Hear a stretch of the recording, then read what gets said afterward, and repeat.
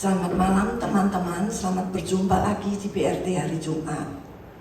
Oke, kita akan segera mulai. Sebelum kita mulai, kita akan berdoa dulu ya. Ya Bapa kami yang dalam surga, kami mengucap syukur, terima kasih.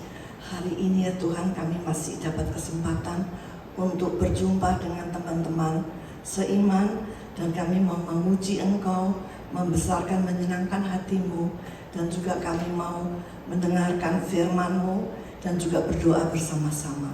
Terima kasih Tuhan untuk hamba-Mu yang akan membawakan firman-Mu, dan Tuhan urapi kebaktian ini dari awal hingga akhir. Terima kasih Tuhan, Engkau juga jamah teman-teman yang tidak bisa datang dan mereka akan melihat di online. Terima kasih untuk semua fasilitas yang Kau berikan ini. Hanya dalam nama Yesus kami berdoa. Amin. Okay. Mari kita akan memuji dengan lagu terima kasih. Kita berterima kasih ya, hari ini adalah Jumat terakhir pada bulan Juni. Tak terasa kita sudah setengah tahun untuk tahun 2023. Ya, kita berterima kasih untuk berkatnya Tuhan. Nomor 47.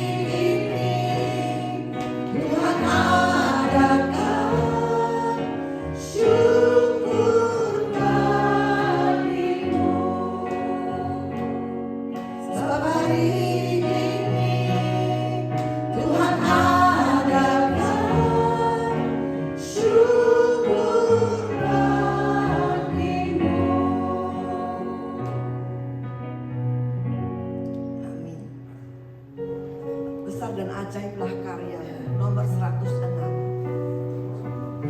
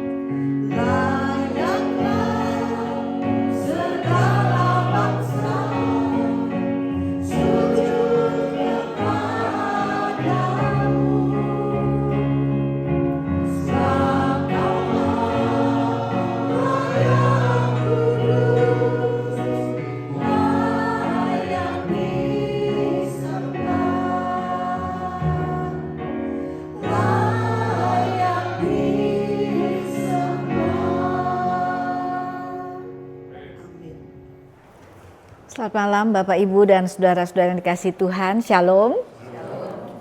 Bersyukur bahwa hari ini boleh berada di tengah-tengah saudara sekalian. Dan terima kasih juga untuk Pak Eri dan majelis boleh mengizinkan saya untuk sharing firman Tuhan pada malam hari ini.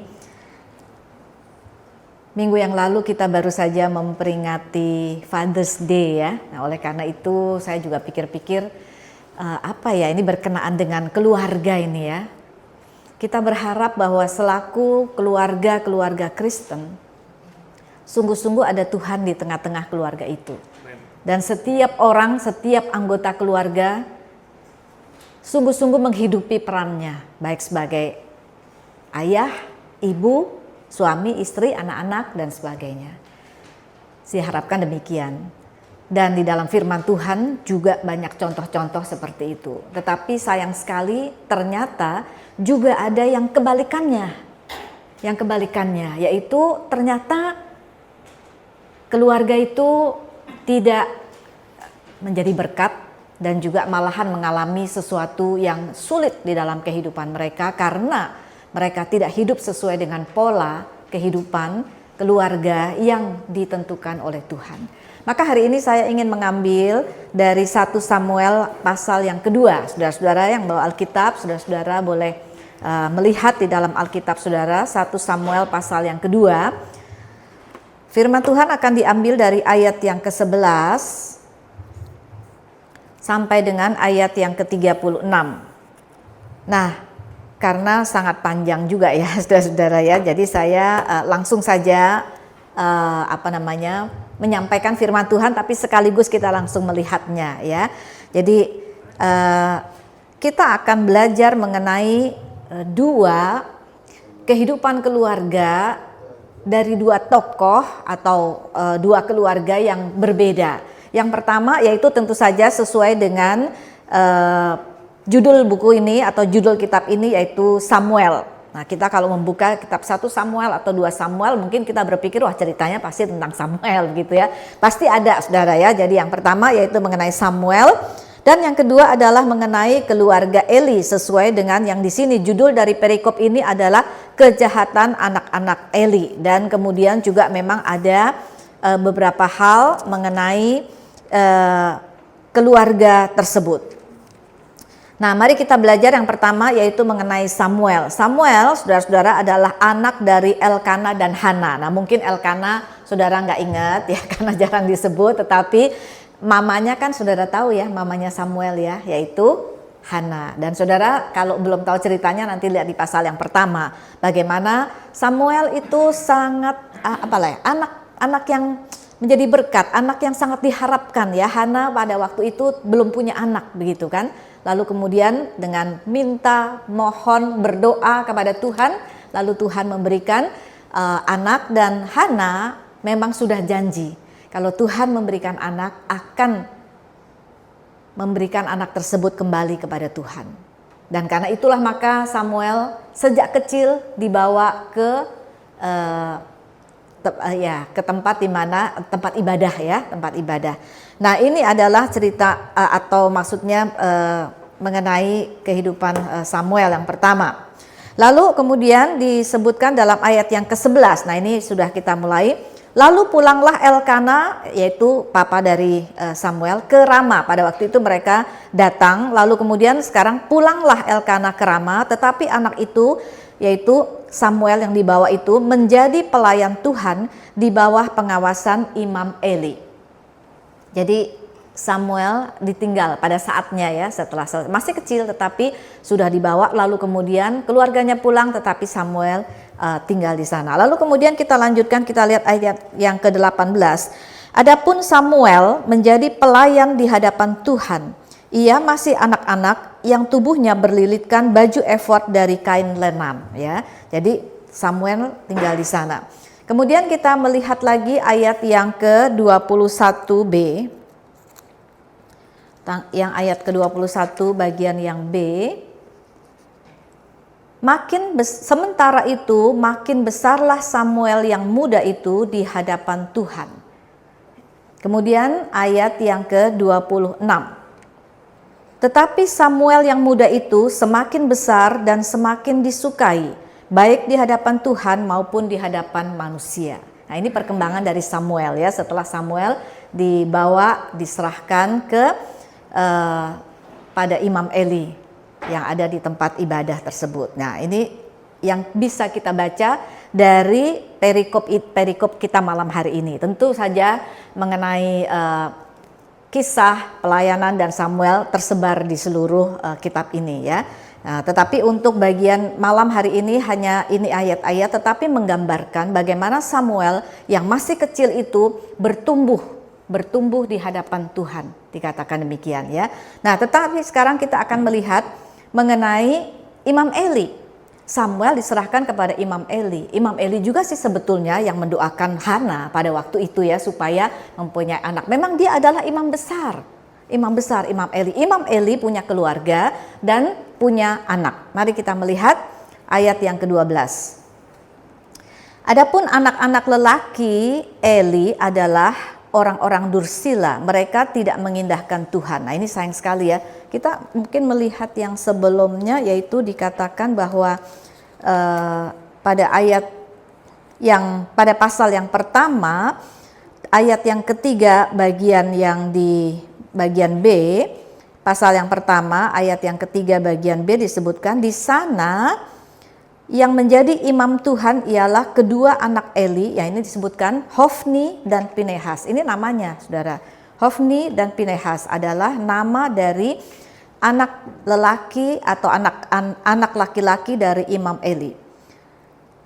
Jadi pada waktu Samuel diserahkan ke sana, maka ini atau padahal pada waktu Hana pun sebelum Samuel lahir, maka kedua anak Imam Eli ini sudah menjadi imam, begitu ya. Imam Eli imam besar ya, tetapi kedua anaknya sudah menjadi imam. Oke, kita melihat ayat yang ke-12 tadi. Adapun anak-anak lelaki Eli, nah itu adalah Hofni dan Pinehas, adalah orang-orang dursila. Mereka tidak mengindahkan Tuhan. Ini sayang sekali ya. Kenapa bisa begini ya? Anak imam, lalu kemudian sudah jadi imam, tetapi sebutannya di sini disebutkan sebagai orang-orang dursila. Orang dursila itu ada yang bawa Alkitab bahasa Inggris disebutkan apa di sana? Scoundrel ya. Lalu kemudian disebutkan worthless, no value, tidak ada gunanya, tidak ada value-nya dalam hidupnya, begitu ya. Dan yang bagian belakangnya disebutkan mereka tidak mengindahkan Tuhan. Ini sungguh-sungguh suatu hal yang sangat menyedihkan. Bahwa imam yang seharusnya melayani Tuhan, memuliakan Tuhan, tetapi kok di sini disebutkan tidak mengindahkan Tuhan. Betul-betul sangat sangat menyedihkan ya, sangat menyedihkan. Nah, kemudian dalam ayat yang ke-13 sampai selanjutnya, ayat yang ke-16, saudara, itu adalah mengenai bagaimana sikap dan perilaku mereka di dalam pelayanan sebagai seorang imam yang menerima korban-korban ya. Bangsa Israel pada zaman dulu kan kalau beribadah kepada Tuhan itu membawa korban ya, dan imam itulah yang bertugas, saudara, yang bertugas. Tetapi sayang sekali bahwa dikatakan di situ justru imam ini menyuruh bujangnya untuk mengambil bagian sebelum dipersembahkan kepada Tuhan, ambil dulu. Begitu. Nah, lalu kita melihat apa yang dikatakan oleh firman Tuhan ayat yang ke-17. Dengan demikian sangat besarlah dosa kedua orang muda itu di hadapan Tuhan, sebab mereka memandang rendah korban untuk Tuhan. Jadi mereka memandang rendah korban untuk Tuhan, arti pelayanan mereka sungguh-sungguh pelayanan yang tidak sebenarnya. Sampai-sampai berani melakukan hal seperti itu. Orang-orang bawa persembahan, bawa korban kepada Tuhan, tapi mereka melakukan yang tidak seharusnya mereka lakukan. Jadi firman Tuhan mengatakan bahwa sangat besarlah dosa kedua orang muda itu di hadapan Tuhan. Saudara, kalau kita berdosa di hadapan Tuhan itu, udah disebutkan seperti ini, pasti sangat mengerikan sebetulnya, begitu ya. Tetapi Hofni dan Pinehas hidup seperti itu. Jadi ayat yang ke-13a disebutkan di sini bahwa mereka itu tidak mengindahkan Tuhan, tidak mengindahkan batas hak para imam terhadap bangsa itu. Dengan sengaja mereka mengambil bagian mereka dan bagian yang sebelum dipersembahkan kepada Tuhan. Lalu ayat 17, saudara, disebutkan seperti yang tadi, bahwa mereka sangat berdosa. Kita melihat berikutnya ayat yang ke-22.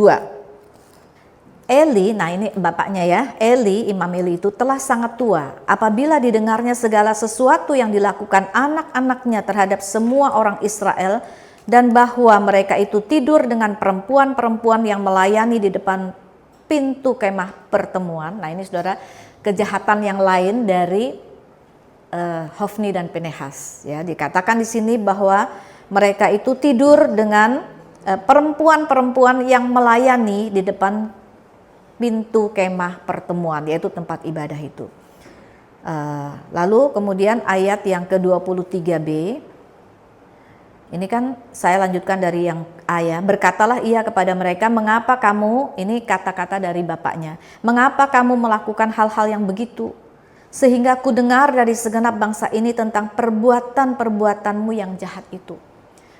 Ini imam, saudara, Hofni dan Pinehas, tetapi bangsa Israel bukan hanya Imam Eli saja, tapi dikatakan di sini bahwa dari orang-orang dari segenap bangsa ini aku mendengar mereka mengatakan perbuatan-perbuatanmu yang jahat.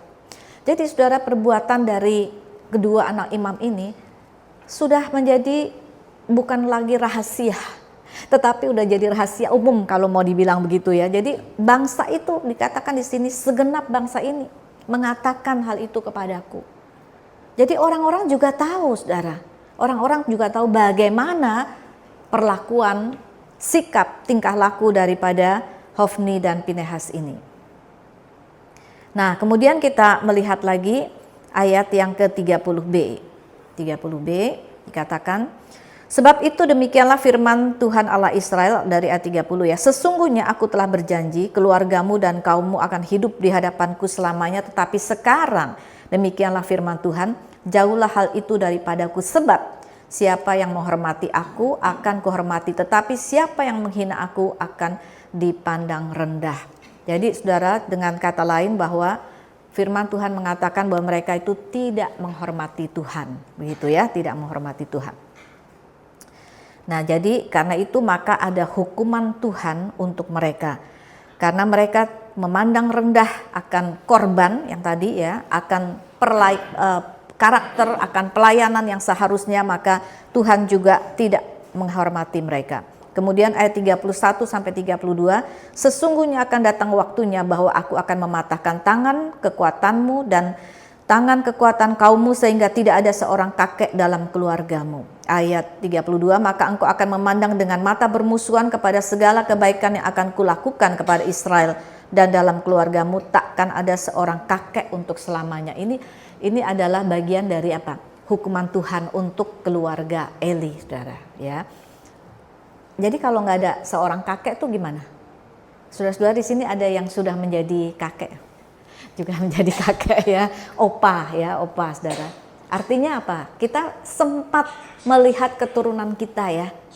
Sangat senang ya bagi seorang yang seorang atau anggota keluarga ya, seorang papa, seorang mama punya anak ya. Lalu kemudian setelah itu anak menjadi dewasa ya kan, menjadi dewasa menikah. Maka papa mamanya ya papa mama dari anak-anak ini yang sudah dewasa pasti mengharapkan cucu, ya kan, cucu ya. Tetapi di dalam firman Tuhan ini dikatakan dalam keluargamu tidak akan ada yang menjadi kakek. Coba bayangkan saudara. Ini hukuman yang seperti apa ya? Ini sangat mengerikan. Jadi kalau mereka sudah misalnya dari keluarga Imam Eli ini ya, ada yang sudah dewasa, lalu kemudian punya anak, lalu anaknya menikah. Sebentar lagi anak itu sudah mau misalnya punya anak, udah siap-siap nih. Udah siap-siap untuk selesai ya, karena tidak akan ada yang menjadi kakek. Saudara, ini sangat sangat menyedihkan ya. Biasanya kan kita selalu ya mengharapkan setiap kali ulang tahun panjang umurnya ya. Semua orang pasti ingin ya kalau bisa dalam keadaan baik, dalam keadaan yang sukacita, umur panjang, bisa melihat anak cucu dan sebagainya begitu ya. Semua kumpul bersama adalah suatu kebahagiaan dari orang, dari setiap keluarga, dari setiap orang tua. Kebahagiaan adalah seperti demikian ya. Tapi yang di sini, nah ini adalah apa yang dikatakan oleh Tuhan untuk hukuman keluarga Eli. Dalam keluargamu tidak akan ada seorang kakek. Artinya nggak ada yang umur panjang. Sudah anaknya menikah masih boleh, tapi setelah itu udah nggak bisa lagi, udah harus siap-siap. Sangat menyedihkan dan mengerikan, saudara ya, mengerikan karena kalau udah anaknya udah menikah nih dalam keluarganya, aduh bentar lagi udah mau pulang dah ya, udah batas umurnya sudah hampir sampai begitu kan, karena nggak boleh, nggak ada ya, Tuhan sudah mengatakan tidak ada seorang kakek di dalam keluargamu. Lalu kemudian ayat 33 disebutkan Tetapi seorang daripadamu yang tidak kulenyapkan dari lingkungan mesbahku akan membuat matamu rusak dan jiwamu merana. Segala tambahan keluargamu akan mati oleh pedang lawan.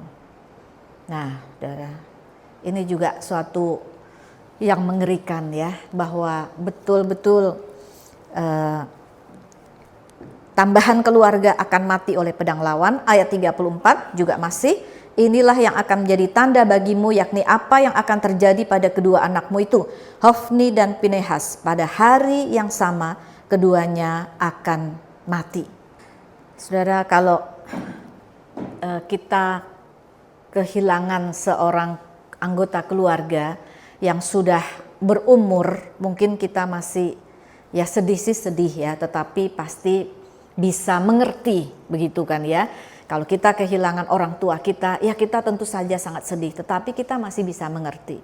Tetapi kalau orang tua kehilangan anaknya, sedihnya bisa double. Ya, sepertinya kenapa dia yang masih muda? Kenapa bukan saya? Banyak orang tua, saudara, mengatakan demikian ya.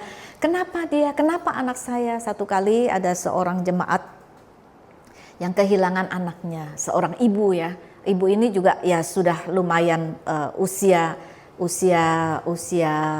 kalau di sana usia Kaleb ya. Jadi maksudnya usianya sudah tua. Evergreen ya. Oke, evergreen. Nah, jadi anaknya sudah pemuda tentu saja, tapi belum menikah, tapi sudah dewasa sebenarnya, sudah 20 lebih lah, hampir 30 tahun ya. Lalu kemudian kecelakaan dan meninggal.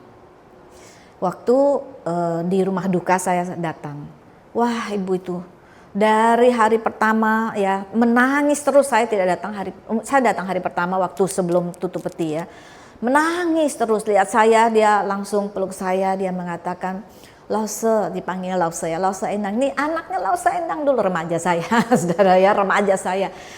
Kenapa Tuhan mengambil dia? Katanya, dia masih muda, Lause, dia masih muda.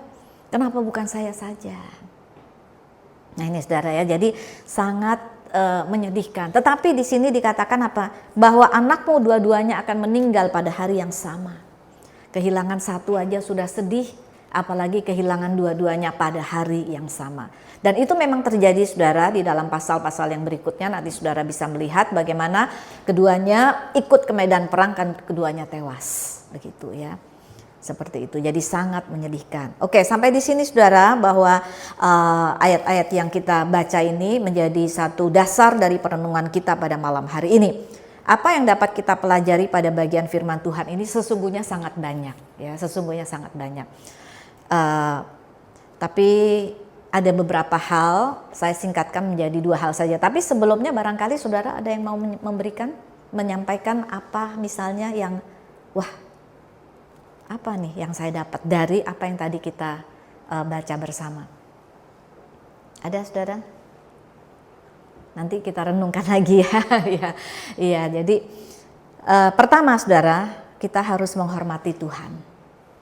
Ya, hormati Tuhan saudara. Siapapun kita, maka kita harus menghormati Tuhan. Karena firman Tuhan mengatakan, siapa yang menghormati aku akan kuhormati. Kan gitu ya di dalam ayat yang ke 30 tadi ya. Siapa yang menghormati aku akan kuhormati, tapi siapa yang menghina aku akan dipandang rendah. Jadi saudara, marilah kita menghormati Tuhan. Apalagi kita sebagai orang yang percaya kepada Tuhan, kita harus menghormati Tuhan. Bagaimana caranya? Ya tentu saja dengan sungguh-sungguh percaya kepada Tuhan, dengan beribadah dan melayani Tuhan. Tapi tidak, itu masih belum titik. Yaitu dengan sepenuh hati. Lakukan dengan sepenuh hati, tidak asal-asalan. Jangan seperti Hofni dan Pinehas. Sudah menjadi imam, betul-betul jabatan resminya imam, saudara ya. Melayani Tuhan di kemah pertemuan pada waktu itu ya. Melakukan mungkin pelayanan-pelayanan, tetapi hatinya nggak ada kepada Tuhan, tuh nggak ada. Semuanya dilakukan hanya karena tugas pelayanan, dan itu pun dilakukan dengan sangat buruk. Ya kan, dia mengambil yang bukan bagiannya. Dia melakukan apa yang seharusnya tidak dilakukan. Melakukan perzinahan, mengambil bagian korban Tuhan. Nah itu udah gak benar. Meskipun mereka adalah imam. yang melayani Tuhan. Nah, saudara, mari kita dari hati kita dengan kesungguhan hati kita menghormati Tuhan. Kita beribadah dan kita melayani Tuhan dengan sungguh-sungguh, begitu saudara ya. Lalu kemudian yang kedua, marilah kita membangun keluarga sesuai dengan pola Alkitab. Nanti saudara juga bisa melihat di dalam Kolose pasal yang ketiga ayat 18 sampai 21 ya, membangun keluarga sesuai dengan pola Alkitab. Peran dan relasi antar anggota keluarga sangat berpengaruh pada keharmonisan dan kebahagiaan keluarga. Tuhan sebetulnya kan Tuhan yang menciptakan juga keluarga, ya kan? Supaya setiap orang berada dalam keluarga. Dan Tuhan sudah memberikan guidance. Keluarga seperti apa yang seharusnya atau yang bagaimana keluarga yang baik itu ada di dalam kitab Efesus maupun juga di dalam Kolose.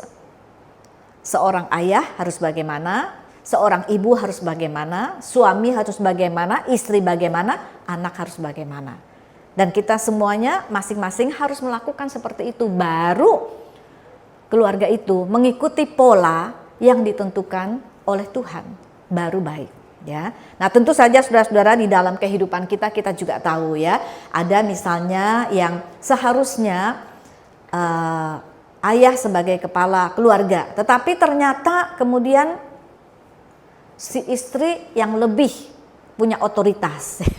Mungkin karena dia punya background keluarga yang lebih mantap misalnya, atau kehidupan sendiri juga lebih mantap sehingga dia lebih berkuasa di dalam keluarga itu. Nah, itu sudah sudah tidak balance jadinya ya antara suami dan istri. Apalagi kalau anak-anak zaman sekarang, banyak anak yang menjadi raja di dalam keluarga. Semua ngikutin apa maunya anak, begitu ya, sehingga anak itu terlalu dimanja. Ini salah satu dari kejatuhan dari anak-anak Eli. Kalau saudara nanti membaca di situ, maka disebutkan dengan lebih detail, disebutkan bahwa Eli pada waktu dia mendengar, mengetahui akan kehidupan dan pelayanan dan kelakuan dari anak-anaknya, Eli juga menegur. Tapi sayang sekali bahwa anak-anaknya nggak mau dengar. Kalau anak-anak nggak mau dengar, jadi bagaimana? Salah siapa tuh? Anak-anak nggak mau dengar teguran orang tua.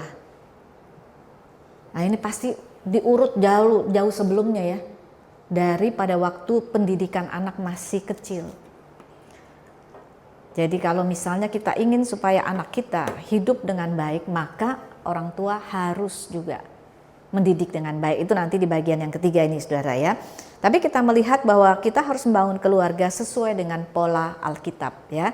Nah, yang ketiga saudara, mendidik anak-anak dalam Tuhan. Ini adalah tugas dari orang tua.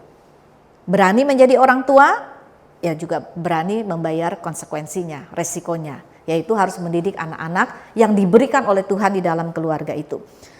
Mendidik anak-anak itu dengan kasih sayang, sehingga anak-anak betul-betul hidup di dalam kasih sayang, ya, mengenal kasih, anak bertumbuh dengan bahagia, memiliki sifat yang baik, mengetahui apa artinya kasih, sehingga bisa juga untuk mengasihi, baik mengasihi teman, mengasihi keluarga, dan tentunya belajar mengasihi Tuhan ya. Lalu kemudian mendidik anak dalam Tuhan juga dengan bijak. Dengan bijak itu nanti lihat di Amsal saudara, juga banyak ayat-ayat firman Tuhan mengenai pendidikan anak kepada pendidikan keluarga untuk anak-anak. Pengajaran dan disiplin harus diberikan oleh para orang tua, sehingga anak memiliki karakter yang bagus dan hidupnya menjadi berguna. Nah, jangan seperti Hofni dan Pinehas, worthless, tidak berguna. Sekalipun mereka menjabat sebagai imam, tetapi firman Tuhan mengatakan tidak berguna. Apa yang dilakukan mereka itu tidak ada value, tidak ada nilainya sama sekali. Bagi orang Israel maupun bagi Tuhan. Sayang sekali saudara ya. Dan kemudian tentu saja mendidik anak dalam Tuhan adalah dengan iman dan doa. Anak menjadi orang yang menghormati dan memuliakan Tuhan. Banyak orang tua mendidik anak-anaknya sesuai dengan zamannya tentu saja ya, supaya anaknya berhasil, pintar, sukses, tentu saja itu baik saudara. Tetapi saudara itu tidak cukup ya. Karena kita orang tua punya kewajiban mendidik anak bukan hanya supaya mereka sukses atau berhasil dalam kehidupan mereka di dunia ini, tetapi juga adalah supaya mereka berhasil sesuai dengan firman Tuhan. Artinya harus mengenal Tuhan sejak kecil, sejak masih anak-anak harus mengenal Tuhan. Ya sayang sekali bahwa memang ada orang tua yang mengatakan nanti aja. Kapan anak-anak dibawa ke gereja? Nanti saja kalau mereka sudah besar, misalnya begitu ya. Nah, padahal anak menyerap semua yang ada di dalam dunia ini, pengajaran-pengajaran ya, maupun juga hal-hal yang ya pokoknya apa saja yang mereka dengar, apa saja yang mereka lihat, menyerap semua. Tapi kita tidak memberikan modal yang baik untuk mereka. Kita membiarkan mereka, itu yang dilakukan oleh Imam Eli saudara ya, membiarkan mereka. Meskipun Hofni dan Pinehas adalah imam ya, Eli juga sudah mengajarkan sih, tetapi sayang sekali ya bahwa Hofni dan Pinehas itu tidak sungguh-sungguh takut kepada Tuhan, tidak sungguh-sungguh mengenal Tuhan, tidak sungguh-sungguh begitu ya mengindahkan Tuhan. Karena itu maka ya begitulah kehidupan mereka, jauh dari Tuhan. Dan akhirnya terjadilah hukuman yang diberikan di dalam firman Tuhan ini. Nah, ini yang sangat disayangkan sekali ya. Karena itu saudara-saudara sekalian, marilah kita hidup mendidik. Kalau ada anak-anak, kalau ada cucu-cucu, ingetin juga ya orang tuanya ya, supaya bisa mendidik anak-anak di dalam Tuhan, sehingga menurut Amsal dikatakan didiklah anakmu menurut apa yang seharusnya, sehingga memberikan ketentraman kepadamu. Kalau kita mendidik dengan baik sesuai dengan firman Tuhan, maka tidak akan kemana-mana, dan itu akan membuat hati kita para orang tua, baik papa mama maupun juga oma opa, menjadi tentram. Karena apa? Karena anak kita adalah orang yang beriman, anak kita adalah orang yang percaya kepada Tuhan, anak kita adalah orang yang mengandalkan Tuhan, yang takut akan Tuhan. Sebaliknya maka akan menjadi susah, membuat susah hati kita. Kita menjadi tidak tenang, kita menjadi khawatir, kita menjadi selalu memikirkan anak kita nanti kalau ada apa-apa gimana. Nah, karena itu saudara, marilah kita berkaca ya, bercermin kepada firman Tuhan pada malam hari ini. Mari kita mohon pertolongan kepada Tuhan supaya kita bisa hidup seharusnya seperti yang Tuhan inginkan. Samuel adalah contoh saudara ya, mendengar suara Tuhan, hidup sesuai dengan firman Tuhan. Sedangkan Hofni dan Pinehas orang yang tidak mau mendengar firman Tuhan. Sehingga sayang sekali mereka dihukum, keluarganya dihukum, dan hukuman itu juga karena mereka imam ya, juga berakibat kepada bangsa Israel.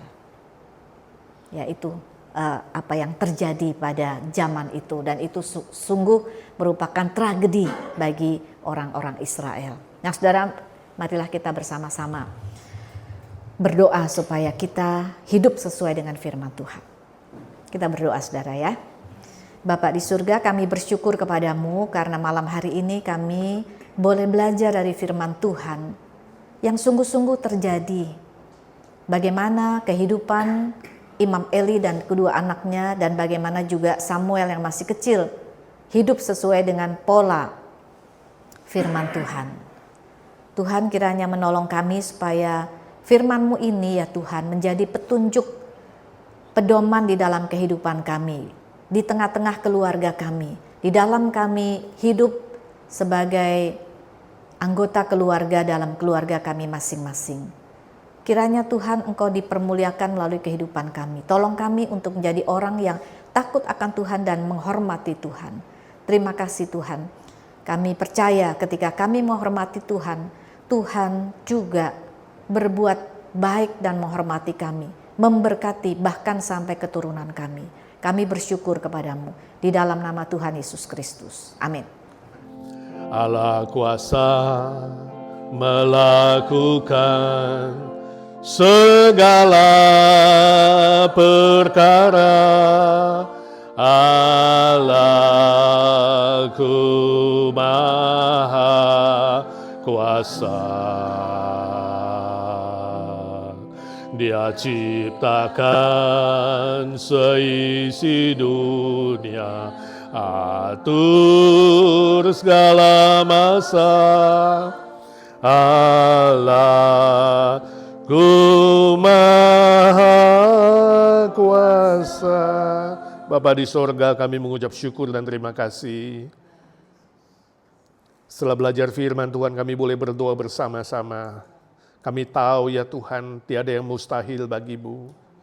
2-3 orang berkumpul berdoa dalam nama Tuhan Yesus, Roh-Mu hadir di tengah-tengah kami dan akan mendengarkan setiap doa kami Tuhan.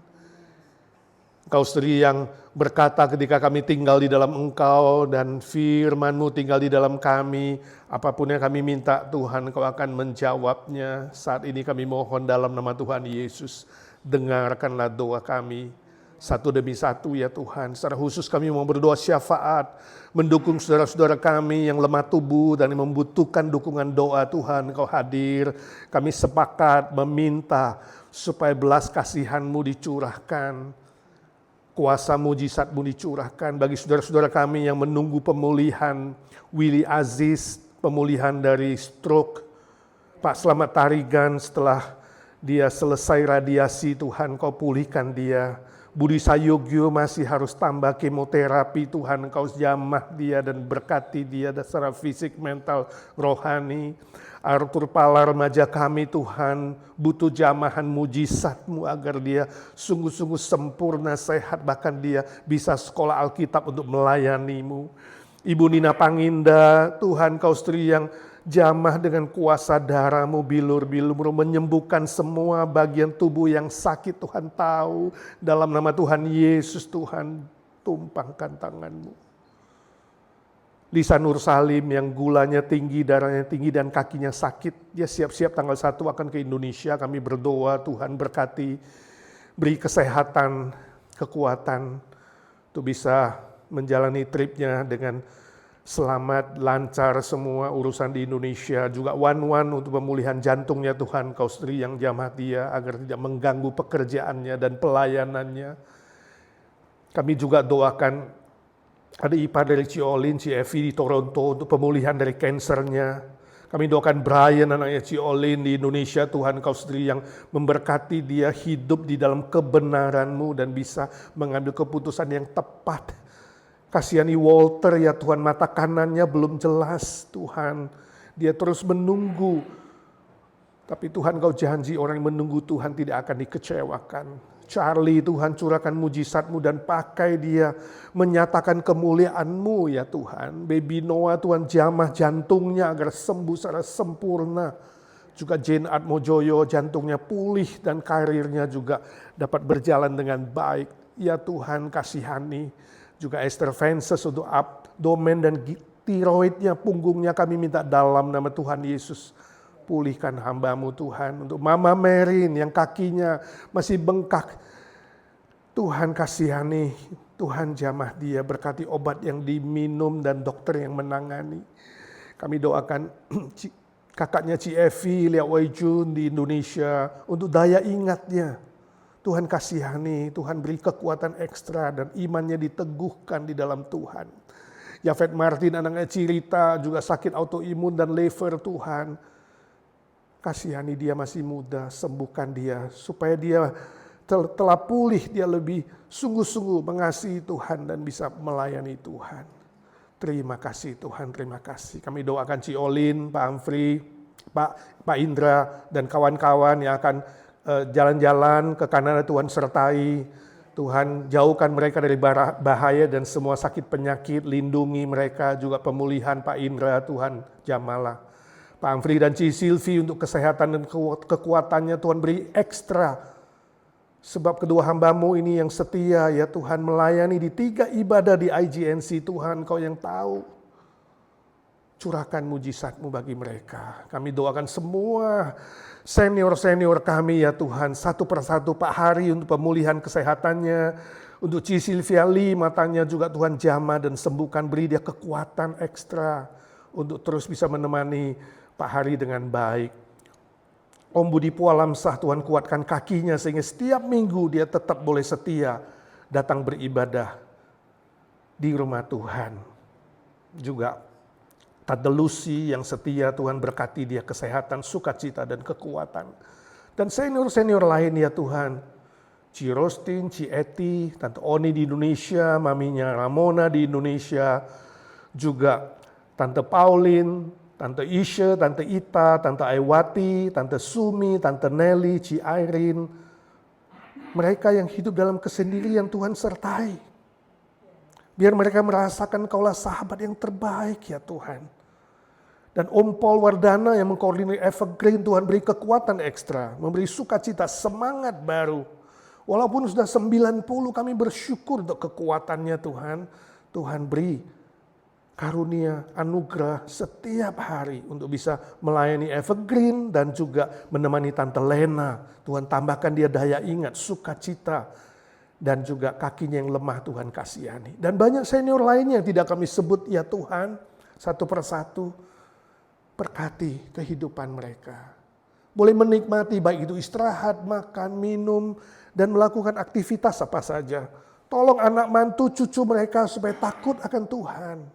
Hidup di dalam firman-Mu. Dan mereka juga boleh mengasihi orang tua, memelihara orang tua dengan penuh cinta kasih. Terima kasih Tuhan, kami berdoa untuk Pendeta Kiki yang sudah melayani kami minggu lalu dan Selasa ini akan kembali ke Indonesia. Tuhan berkati perjalanannya. Jauhkan dari mara bahaya, jauhkan dari sakit penyakit, tibakan dengan selamat, kekuatan yang baru Tuhan curahkan. Untuk terus bisa menggembalakan pekerjaan Tuhan. Di GBI Geraha Pena Tuhan sertai semua jemaat mengasihi Tuhan. Sementara Pendeta muda Meli masih di sini menemani kakaknya, Tuhan juga memberikan hati yang menikmati, sukacita, kekuatan dari Tuhan selama liburan ya Tuhan. Dengar doa kami ya Tuhan satu persatu. Yesus, Yesus, dengar doaku. Janganlah Tuhan lalui, berilah berkat-Mu. Kami doakan Indonesia yang kami kasih Tuhan. Banyak saudara handai tolan family di sana, Tuhan sertai satu persatu. Yang sudah mengenal Tuhan, mereka setia kepada Tuhan. Yang belum mengenal Tuhan, mereka diberi kesempatan mendengarkan Injil dan diselamatkan Tuhan. Kami doakan gereja-gereja Indonesia agar bisa bersatu, kompak. Dan khususnya menjelang pemilu, suasana politik mulai memanas, Tuhan kasihani. Ya Tuhan, berikanlah pemimpin-pemimpin yang takut akan Tuhan, yang memikirkan kesejahteraan rakyat bukan kepentingan diri.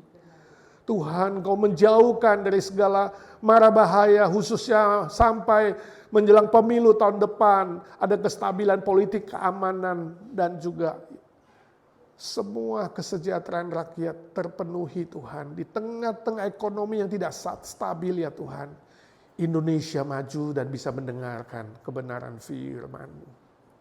Kami doakan Amerika yang makin liberal, banyak bayi yang diaborsi, sementara para LGBTQ masih begitu bangga.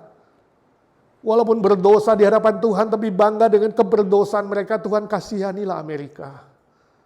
Juga banyak hal dekadensi moral, dekadensi spiritual, gereja-gereja liberal, Tuhan kasihani. Kami minta dalam nama Tuhan Yesus, biarlah peringatan Tuhan, keadilan dan kebenaran Tuhan boleh dinyatakan dan mereka disadarkan sebelum terlambat, sebelum nyawa melayang. Tuhan kasihani Amerika agar tidak lenyap dari hadapan-Mu. Kami berdoa ya Tuhan, Engkau sendiri memberkati gereja-gereja Injili sekitar 30%.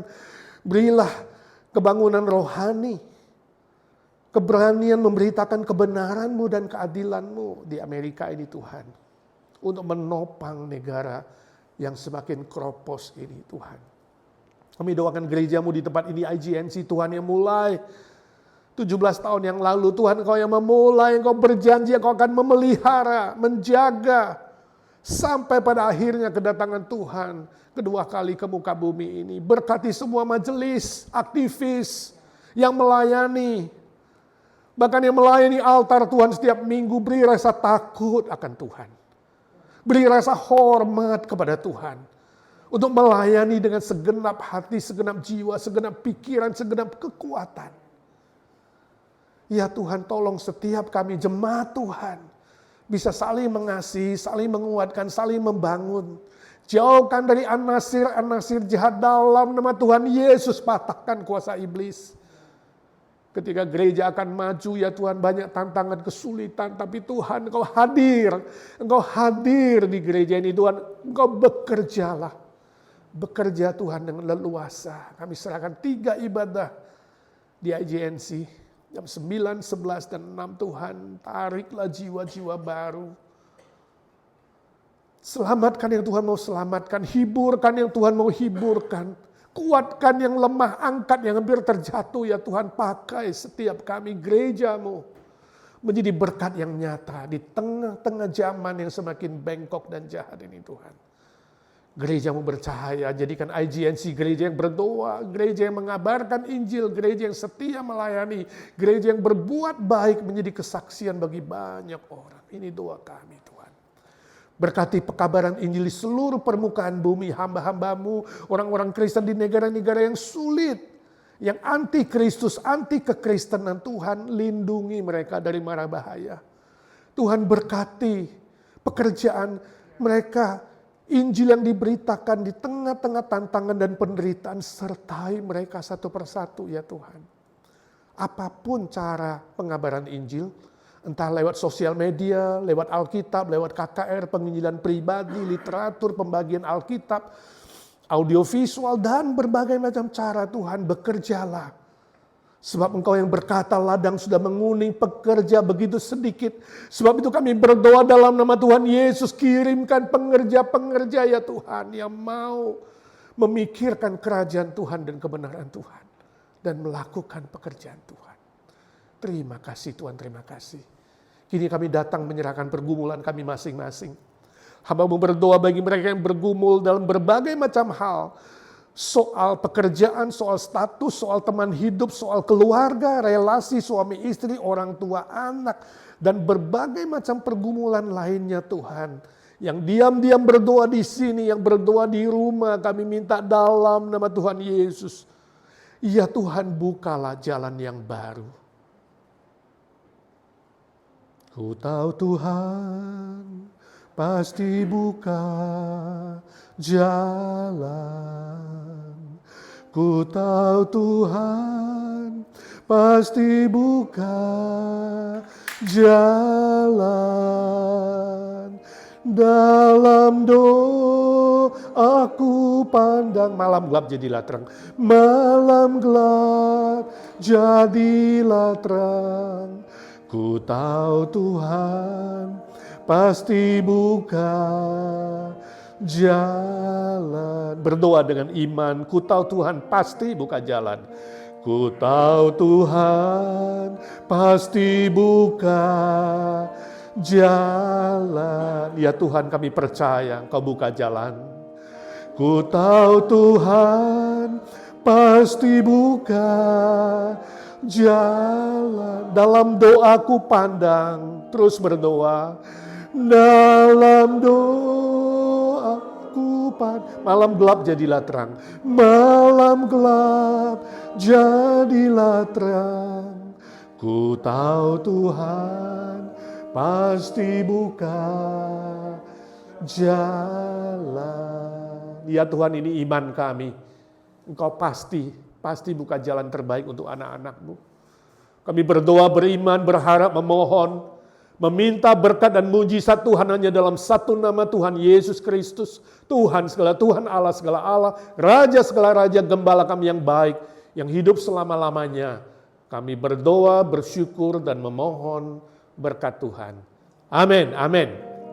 Bapa, terima kasih. Bapa terima kasih,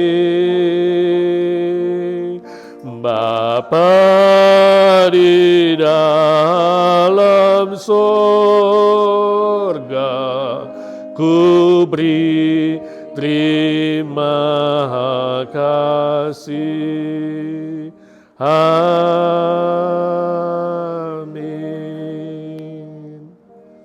Amin. Saudara, 2 hari lagi hari Minggu kita tetap ada ibadah live di gereja, 3 kali ibadah, jam 9 bahasa Inggris, jam 11 dan jam 6 sore bahasa Indonesia. Mari saudara yang sehat, yang diberkati dengan kesempatan kekuatan, datang beribadah bersama-sama. Tuhan memberkati saudara.